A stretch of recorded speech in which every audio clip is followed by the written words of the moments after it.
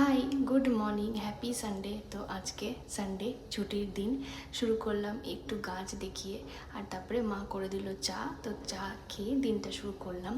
আর আজকে ব্রেকফাস্ট খুব ভালো একটা ব্রেকফাস্ট, আমার খুব ফেভারিট একটা ব্রেকফাস্ট, সেটা হচ্ছে লুচি, ঘুগনি আর পায়েস। তো খুব ভালোভাবে ব্রেকফাস্টটা করে আজকে চলে এলাম রান্নাঘরে, খুব ইন্টারেস্টিং একটা রান্না করতে।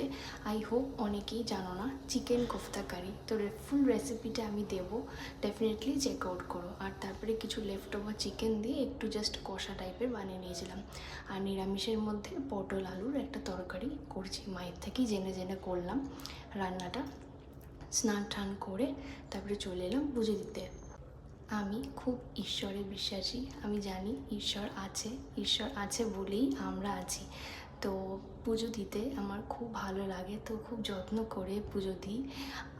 এই সব ফুলগুলো আমাদেরই গাছের ফুল, সব বাবা মা যত্ন করে গাছ লাগায়, সেই ফুলগুলোই আমরা ঠাকুরকে দিই।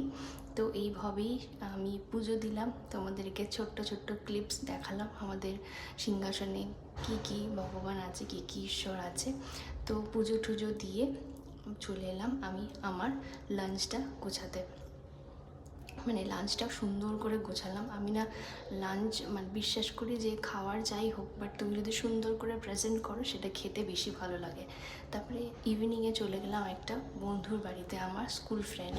তো ও আজকে বানিয়েছিল হোয়াইট সস পাস্তা, তো সেটা খেয়ে নিলাম। খেয়ে দিয়ে গল্প টল্প করে রাতেবেলা মেট্রো ধরে বাড়ি চলে এলাম।